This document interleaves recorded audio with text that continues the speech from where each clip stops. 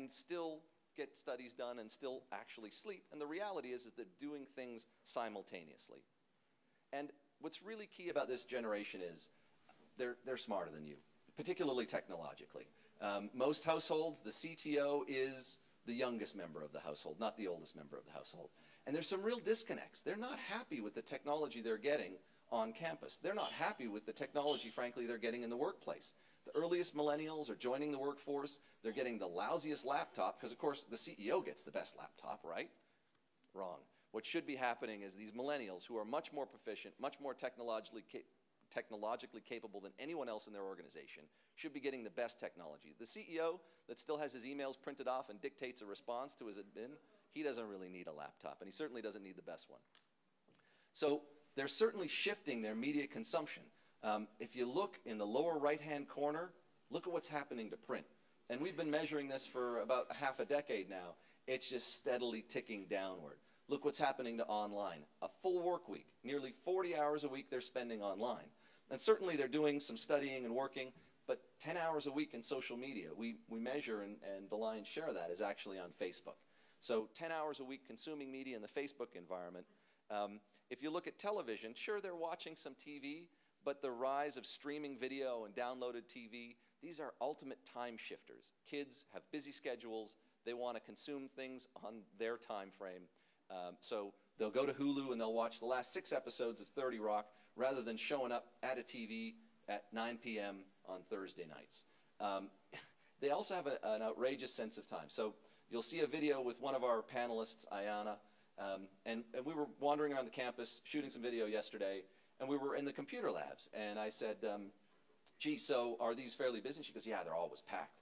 I said, so you got to wait a long time to get a computer? She goes, yeah, I got to wait forever. Oh, yeah? How long? 10 minutes. 10 minutes is forever to these kids, right? So certainly their sense of time is bing, bang, boom. I'm multitasking. I'm doing 1,000 things at once. And also 2 minutes is an absolute eternity to me. The technologies that they own, I mean, these kids are absolutely equipped with the best available technologies when they hit the campus. You should assume that your average college kid has a laptop, an MP3 player, and a cell phone at a minimum. You look at the percentages there, all up in the near 90s or over 90%. Females most often will carry a digital camera around with them in some format or another. And even video gaming, you're starting to see this degenderization of video games. You know, more than half of females are playing video games on a regular basis. Certainly with, if you look at what Xbox is doing and a number of others, dance titles, fitness titles are the key to get females to participate. We do this ethnographic study once a year. It's a lot of fun. It's called What's in Your Backpack. Basically, this year, 1,113 kids. Hey, stop what you're doing. Come over here. Let's look what's in your backpack, and let's log and record what it is. And so when you look at the top technology items, you know, you can assume that they're going to have their mobile phone on them. Males don't actually have their mobile phone in their backpack. They have it on their person. Males actually will more often have their flash drive and their MP3 player. In fact, if there's anybody in the apparel industry, male college students need more pockets desperately. They've got all these gadgets, they're hanging out everywhere, and the backpack's just a little bit too far away for them to access. And chargers. I mean, if there's anybody in the backpack industry in here, some integrated charging capability would be really extra advantageous to kids. You'll see in the video with Ayana, she generally doesn't carry her laptop to campus with her every day. It's big, it's bulky. Meanwhile, textbooks, big, bulky. Mobility is such a premium amongst these kids. If it's not small and portable, if it can't fit in the back of their jean pocket, they don't want to carry it with them.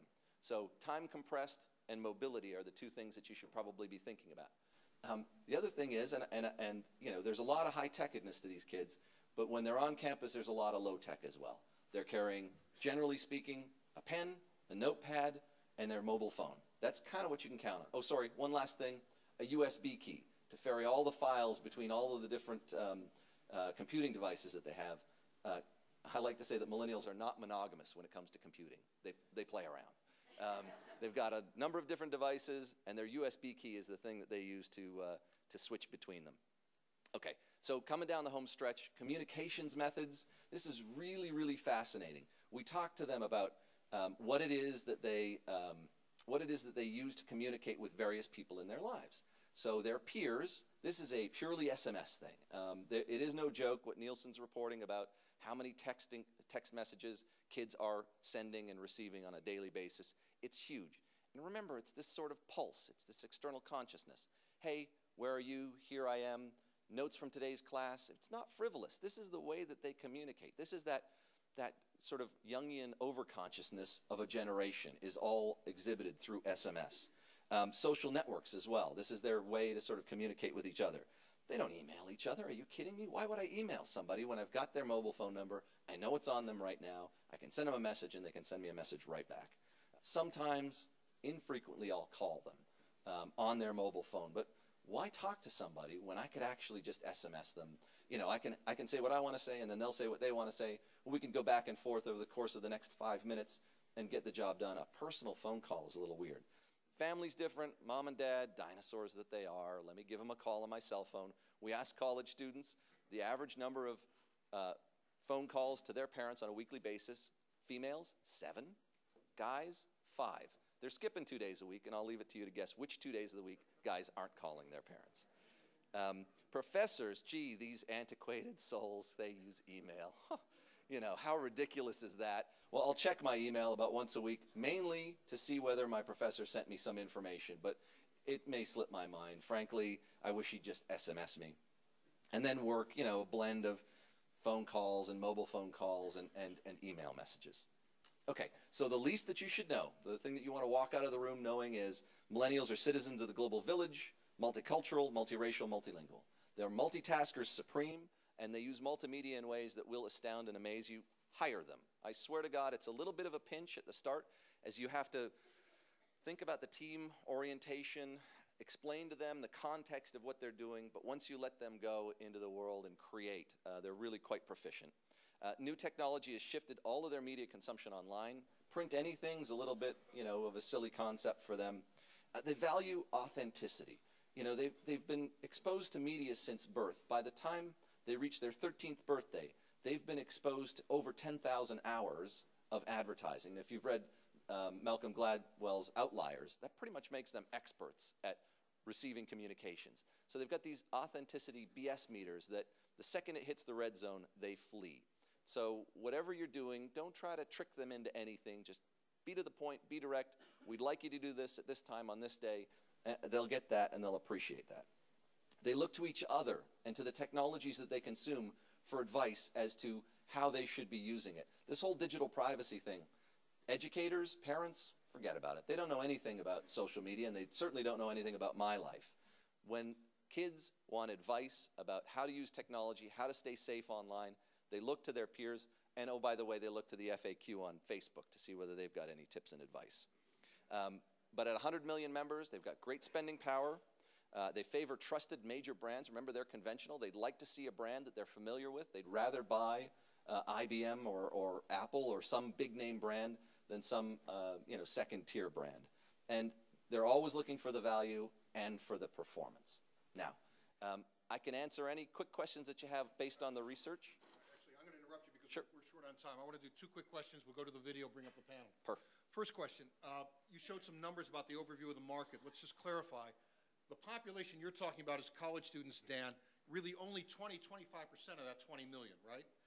If we look at the demography of American higher education, rising numbers of adults, that 18 to 22-year-old full-time undergraduate, maybe fortunate to live on campus, that does not refer to the entire 20 million. That's closer to 4 or 5 out of the 20. Wrong. I looked it up yesterday because I didn't believe you when you told me at dinner.